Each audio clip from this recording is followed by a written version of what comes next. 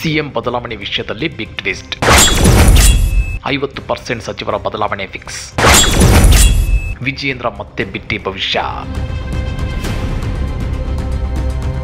ಇದೇ ನವೆಂಬರ್ ತಿಂಗಳಿಗೆ ಸಿದ್ದರಾಮಯ್ಯ ಸಿಎಂ ಆಗಿ 2.5 ವರ್ಷಗಳು ತುಂಬಲಿವೆ. ಹೀಗಾಗಿ ರಾಜ್ಯ ಕಾಂಗ್ರೆಸ್ನಲ್ಲಿ ಬಿರುಸಿನ ರಾಜಕೀಯ ಚಟುವಟಿಕೆಗಳು ಗರಿಗೆದರಿವೆ. ಇದೇ ಟೈಮಲ್ಲಿ ಸಿದ್ದು ಸಂಪುಟದ 50% ಸಚಿವರ ಬದಲಾವಣೆ ಫಿಕ್ಸು ಅನ್ನೋ ಮಾತುಗಳು ದಟ್ಟವಾಗಿವೆ.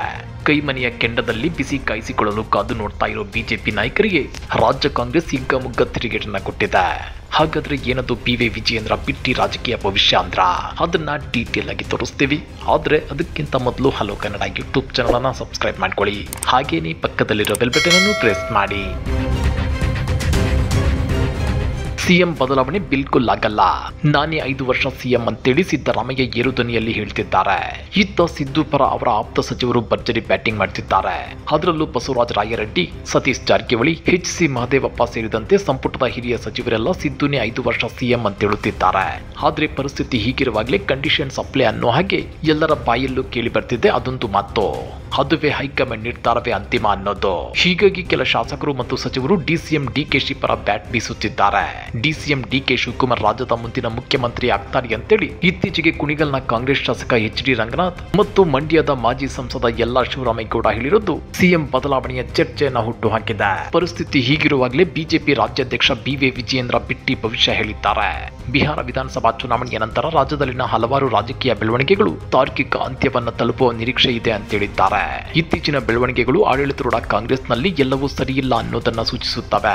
ಆಡಳಿತ ಪಕ್ಷದ ಸದಸ್ಯರೇ ಈ ಬಗ್ಗೆ ಸುಳುವು ನೀಡುತ್ತಿದ್ದಾರೆ ಅಂತ ಹೇಳಿದ್ದಾರೆ.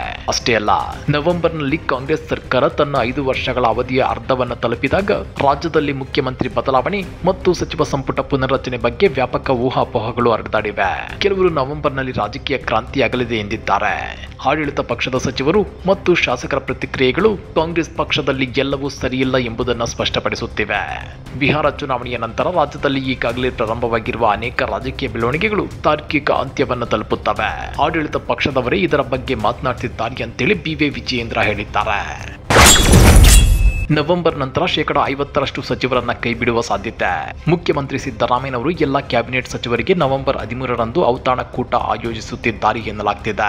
AICC ಹೈಕಮಾಂಡ್ ಜೊತೆಗಿನ ಚರ್ಚೆಯ ಸಂದರ್ಭದಲ್ಲಿ ಸಿದ್ದರಾಮಯ್ಯ ತಮ್ಮ ಅಧಿಕಾರಾವಧಿಯ 2.5 ವರ್ಷಗಳನ್ನು ಪೂರ್ಣಗೊಳಿಸಿದ ನಂತರ ನವೆಂಬರ್ನಲ್ಲಿ ಸಂಪುಟ ಪುನರ್ರಚನೆಯನ್ನ ಕೈಗೊಳ್ಳುವ ಯೋಜನೆಯನ್ನ ಸೂಚಿಸಿದ್ದಾರೆ ಅನ್ನೋ ವರದಿಗಳು ಇವೆ. ಕೆಲ ಮೂಲಗಳ ಪ್ರಕಾರ ಹಾಲಿ 50% ಸಚಿವರನ್ನ ಕೈಬಿಟ್ಟು ಹೊಸ ಮುಖಗಳಿಗೆ ಮಣೆ ಹಾಕುವ ಉದ್ದೇಶವನ್ನ ಮುಖ್ಯಮಂತ್ರಿ ಹೊಂದಿದ್ದಾರೆ. ನವೆಂಬರ್ನಲ್ಲಿ ಸುಮಾರು 15 ಹೊಸ ಸಚಿವರನ್ನ ಸೇರ್ಪಡೆಗೊಳಿಸುವುದರಿಂದ ಮುಖ್ಯಮಂತ್ರಿಯನ್ನ ತಕ್ಷಣವೇ ಬದಲಾಯಿಸಲು ಹೈಕಮಾಂಡ್ಗೆ ಕಷ್ಟವಾಗಬಹುದು. ಏಕೆಂದ್ರೆ ಅಷ್ಟರಲ್ಲಿ ಹೊಸ ಕ್ಯಾಬಿನೆಟ್ ಅಸ್ತಿತ್ವಕ್ಕೆ ಬಂದಿರುತ್ತೆ. ಇದೇ ವೇಳೆ ಬಿಹಾರ ಚುನಾವಣೆಯ ನಂತರ ಸಂಪುಟ ಪುನರ್ರಚನೆ ಕಾರ್ಯತಂತ್ರ ಮುಖ್ಯಮಂತ್ರಿ ಸ್ಥಾನವನ್ನ ಬಲಪಡಿಸಬಹುದು ಅಂತೇಳಿ ಕಾಂಗ್ರೆಸ್ ಪಕ್ಷದಲ್ಲಿ ಗುಸುಗುಸು ಕೇಳಿ ಬರ್ತಾ ಇದೆ. ಈ ಬಗ್ಗೆ ರಿಯಾಕ್ಟ್ ಮಾಡಿರೋ DCM DK ಶಿವಕುಮಾರ್ ಅಂತಹ ಯಾವುದೇ ಮಾಹಿತಿ ಗೊತ್ತಿಲ್ಲ, ಇದು ಮುಖ್ಯಮಂತ್ರಿಗಳಿಗೆ ಬಿಟ್ಟದ್ದು.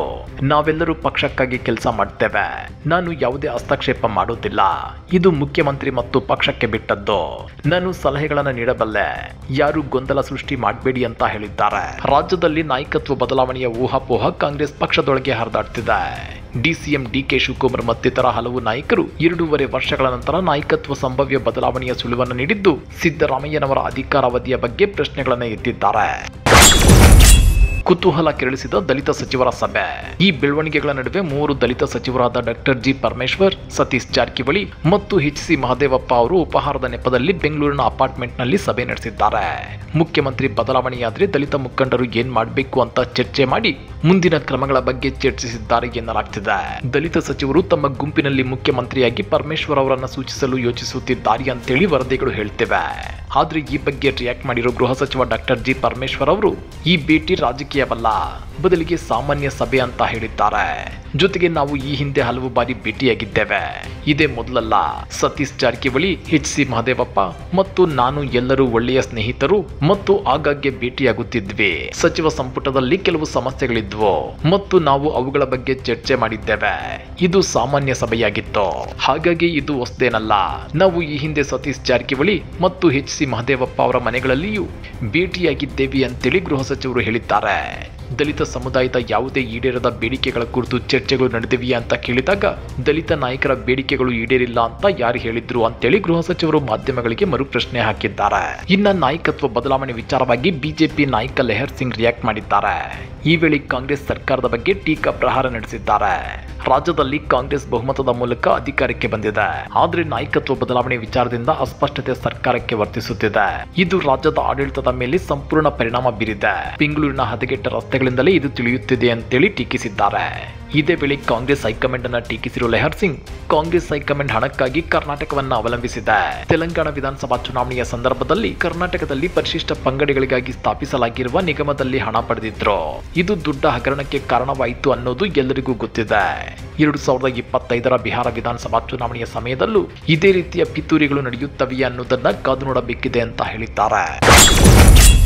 ಬಿಜೆಪಿ ವಿರುದ್ಧ ತಿರುಗಿ ಬಿದ್ದ ಕಾಂಗ್ರೆಸ್. ಬಿಜೆಪಿ ನಾಯಕರು ಕಾಂಗ್ರೆಸ್ನ ಕೆಂಡದಲ್ಲಿ ಬಿಸಿ ಕಾಯಿಸಿಕೊಳ್ಳಲು ಮುಂದಾಗುತ್ತಿದ್ರೆ, ಇತ್ತ ರಾಜ್ಯ ಕಾಂಗ್ರೆಸ್ ಘಟಕ ಟ್ವೀಟ್ ಮಾಡಿ ರಾಜ್ಯ ಬಿಜೆಪಿ ನಾಯಕರನ್ನ ಕುಟುಕಿದೆ. ತಮ್ಮ ಜೇಬು ತುಂಬಿಸಿಕೊಳ್ಳಲು ರಾಜ್ಯದ ಮಾನ ಹರಾಜು ಮಾಡಿದ್ದ ಭ್ರಷ್ಟ ಬಿಜೆಪಿ 40% ಕಮಿಷನ್ ಬಿಜೆಪಿ ಸರ್ಕಾರವು ಲೂಟಿ ಹೊಡೆಯುವ ಗೋಜಿನಲ್ಲಿ ಬೆಂಗಳೂರು ಗಂಡ ಗುಂಡಿಯಾಗಿತ್ತು. ಇದನ್ನ ಕಂಡು ನಿಮ್ಮದೇ ಪಕ್ಷದ ಗೋವಾ ಸಿಎಂ ಗುಂಡಿಮಯ ರಸ್ತೆ ಕರ್ನಾಟಕವನ್ನ ಲೇವಡಿ ಮಾಡಿದ್ದು ನಾಚಿಕೆಗೇಡಿನ ವಿಷಯ. ಇದಲ್ಲದೆ ಬೆಂಗಳೂರಿನ ರಸ್ತೆ ಗುಂಡಿ ಮುಚ್ಚುವುದಾಗಿ ಹೈಕೋರ್ಟ್ಗೆ ನೀಡಿದ ಗಡುವುಗಳನ್ನ 20ಕ್ಕೂ ಹೆಚ್ಚು ಬಾರಿ ವಿಸ್ತರಿಸಿದ್ರು ಕೆಲಸ ಮುಗಿಸಲಾಗಲಿಲ್ಲ. ರಸ್ತೆ ಗುಂಡಿ ಮುಚ್ಚುವ ಬಗ್ಗೆ ಹೈಕೋರ್ಟ್ಗೆ ಸುಳ್ಳು ವರದಿ ಸಲ್ಲಿಸಿದ್ದು ನಿಮ್ಮದೇ ಲೂಟಿ ಸರ್ಕಾರ. ಬೆಂಗಳೂರು ಗುಂಡಿ ಸಮಸ್ಯೆ ಬಗ್ಗೆ ಹೈಕೋರ್ಟ್ ತರಾಟೆಗೆ ತೆಗೆದುಕೊಂಡಿದ್ದು ನಿಮ್ಮ ದುರಾಡಳಿತವನ್ನ ಎತ್ತಿ ತೋರಿಸಿತ್ತು ಅಂತೇಳಿ ಟ್ವೀಟ್ ಮಾಡಿ ಬಿಜೆಪಿ ನಾಯಕರನ್ನ ಕಾಂಗ್ರೆಸ್ ತರಾಟೆಗೆ ತಗೊಂಡಿದೆ.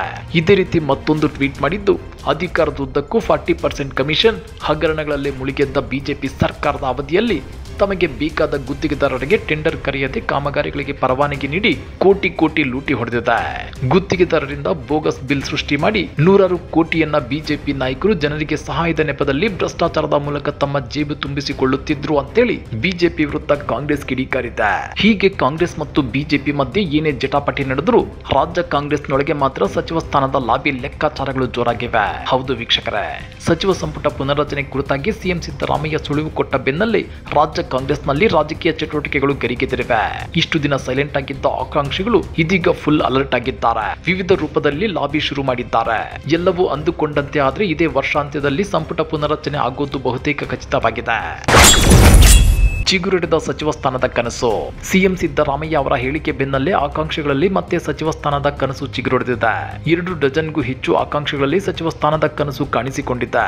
ಸಂಪುಟ ಪುನರ್ರಚನೆ ವೇಳೆ ತಮಗೆ ಅವಕಾಶ ಸಿಗುತ್ತೆ ಅನ್ನೋ ಬಲವಾದ ವಿಶ್ವಾಸದಲ್ಲಿ ಆಕಾಂಕ್ಷಿಗಳಿದ್ದಾರೆ. ಸಂಪುಟ ಪುನರ್ರಚನೆ ಸುಳಿವು ಬೆನ್ನಲ್ಲೇ ಉತ್ತರ ತಂತ್ರಗಳು ಜೋರಾಗಿವೆ.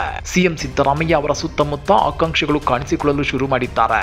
ಅಷ್ಟೇ ಅಲ್ಲ, ಎಐಸಿಸಿ ಅಧ್ಯಕ್ಷ ಮಲ್ಲಿಕಾರ್ಜುನ್ ಖರ್ಗೆ ಅವರ ಬಳಿಯೂ ಲಾಬಿ ನಡೆಸುವ ಪ್ರಯತ್ನದಲ್ಲಿದ್ದಾರೆ. ಖರ್ಗೆ ಆರೋಗ್ಯ ವಿಚಾರಿಸುವ ನೆಪದಲ್ಲಿ ಭೇಟಿ. ಎಐಸಿಸಿ ಅಧ್ಯಕ್ಷ ಮಲ್ಲಿಕಾರ್ಜುನ್ ಖರ್ಗೆ ನಿವಾಸಕ್ಕೂ ಮಂತ್ರಿ ಸ್ಥಾನದ ಆಕಾಂಕ್ಷಿಗಳು ದೌಡಾಯಿಸುತ್ತಿದ್ದಾರೆ. ಖರ್ಗೆ ಆರೋಗ್ಯ ವಿಚಾರಿಸುವ ನೆಪದಲ್ಲಿ ಸಾಲು ಸಾಲಾಗಿ ಆಕಾಂಕ್ಷಿಗಳು ಭೇಟಿ ನೀಡುತ್ತಿದ್ದಾರೆ. ಆ ಮೂಲಕ ಮಂತ್ರಿಗಿರಿ ಪಡೆದುಕೊಳ್ಳಲು ಕೊನೆಯ ಹಂತದ ಕಸರತ್ತಿನಲ್ಲಿ ತೊಡಗಿಸಿಕೊಂಡಿದ್ದಾರೆ.